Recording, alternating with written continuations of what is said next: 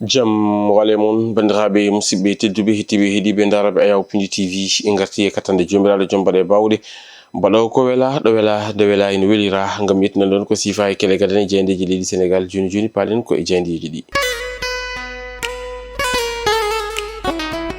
alkamisa jeegom lewru jeetaɓiru hitande ujunnaje ɗiɗi e nogas e jeegom ko sifa e kele gadane yoga e jeyndeji leydi sénégal eɗen puɗɗoro e jeyde wiyetede quotidien le quotidien kam simen tene ko be garti koye hoorejo leydi ndi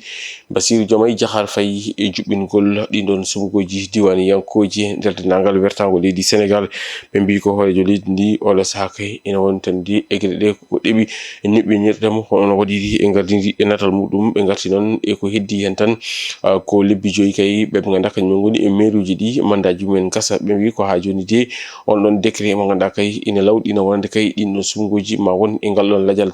tijja ngal ha joni de suwa taw jippade ɗum woni ko waɗi gardidi natal muɗum kam simen ceene ko ɓe gartini kadi e fdr eriɗo hoorejo leydi ndi nde yuɓɓinta yewtere hakkude muɗum e ɓe ganduɗa kañumen goni dendagal dilloɓe e fonno dawrugol ha tengti noon kadi e société civil gam ɓe mbawa addude hen peeje ɗum no tawe e jande kono noon kam simen ceene ko ɓe garti ela haali ɗen ɗon koppareje te ganduɗa kay kañum woni banque mondial heeɓi ɗum tottirde leydi sénégal ɗum ne tawe e nder jande nde kono noon jande nde ruttinima suudu safride ndu Elhadj Malick Sy tawtedu toon to Tivaouane Toyte ɓe mbi ko ndu noon suudu safridu kay ma uddite e oɗo altine hono no waɗiri e gardidi natal muɗum kam simen jeyndiyankoɓe ganduɗa kay kamɓe goni jeyde wiyetede quotidien le quotidien jeyde les échos kañum arti ko yewti e alhaali dawrugol ɓe mbitande ko renforcement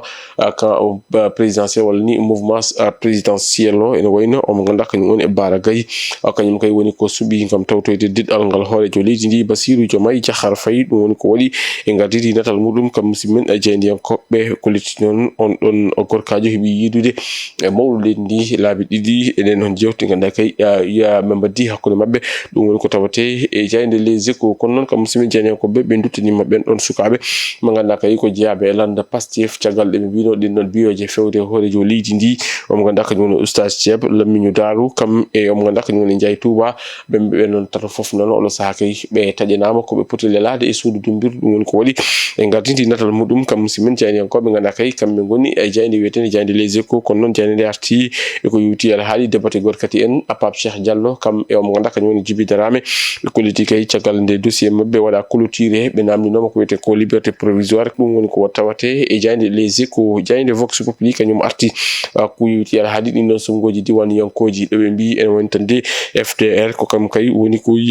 eri hoorejo leydi ndi ko yewti alhaali ɗin ɗon sumugoji ɓe garti noon ɓe hollirde kay wonande kay so renaki faya ko e rapport woni tan destingol hono ɗin ɗon sumugoji wasa ɗum wadde e ngal ɗon ladial ngal muɗum tijjano ɗum woni ko waɗi e gardidi natal muɗum kono noon kam simen jeyndiyankoɓe ɓe garti ko yewti alhaali ɗen ɗon koppareji ganduɗa kay e leydi sénégal heeɓi ɗum marade e banque mondial kam e badde ɗum ne tawe e jeyde nde kono noon jeyde nde arti e ɓen ɗon tatto ko jeeyaɓe e landa Pastef ɓe ganduɗa kay oɗo saaha joni nama toon suudu dumbir ɗum ko caggal nde ɓe mbino ɗen ɗon biyoje fewde e mawɗo leydi ndi Bassirou Diomaye Diakhar Faye jeyde la tribune quotidien jeyde nde arti hen kono noon kam simen jeyndiyankoɓe ɓe garti koye noon déclaration de patrimoine ɓe kolliti on ɗon mise en demeure wonde kay jagorgal kalfinangal ñawoje e wondude fewde ɓe ganduɗa kañum goni les hauts responsables ɓe kolliti noon wonde kay wonde ɓe ganduɗa kañum goni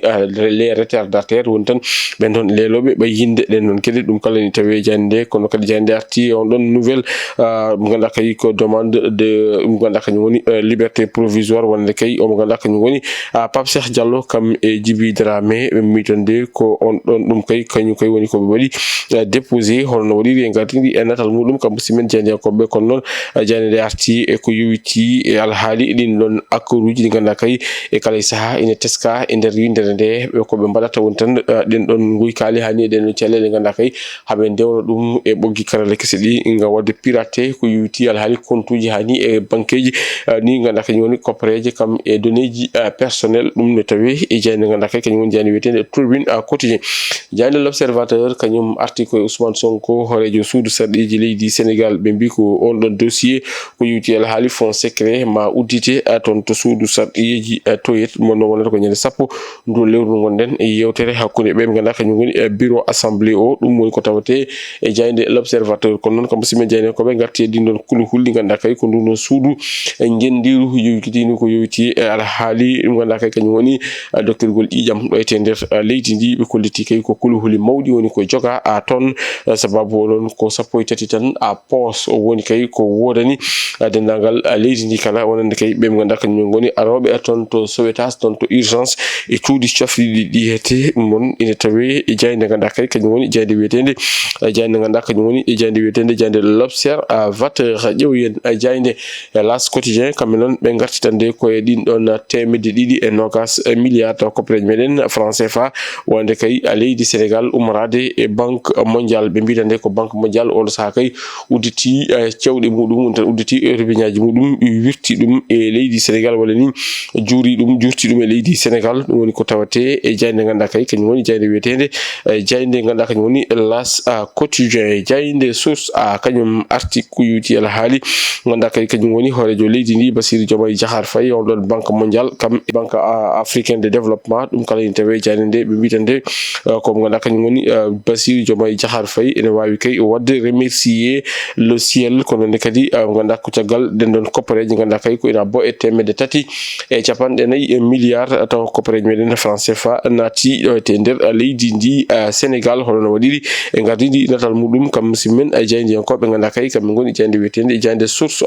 jayde guendire nde le soleil ko hen arti ɓe mbitande ko nouvelle finance wonande kay ganduɗa kañum goni banque mondial ene woni noon ko ina tolni noon e temedde tati e capanɗe nayyi e milliard to koppareje meɗen franc CFA ko ɗum kay woni ko économique leydi Sénégal woni tan faggudu leydi Sénégal heeɓi hono no waɗiri e gardidi natal muɗum jayde guendire nde le soleil jayde rewmi quotidien ko hen arti ɓe mbitande ko le Sénégal décroche ko ina tolni noon e temedde tati e capanɗe nayyi e milliard de koppareje meɗen franc CFA umorade e banque mondial ɗum woni koɓe mbaɗi e gardidi natal muɗum ko noon kadi ɓe garti e ɗin ɗon sumgoji ganduɗa kay ko sumgoji e diwan yankoji ɓe kolliti noon FDR kañum kay woni ko eri e dialogue woni tan yewtere umorade e hoorejo leydi ndi kam e ɓe ganduɗa kañum goni tan mbiɓe ko yewti ala haali dawrugol ɗo ete leydi ndi ko yewti ɗin ɗon sumgoji ɗi ganduɗa kay ko sumgoji diwan yankoji hono waɗiri e gardidi natal muɗum jayde ganduɗa kañum woni jayde wiyetede e jayde rewmi quotidien bandiraɓe musidɓe tedduɓe hettiɓe heeɗiɓe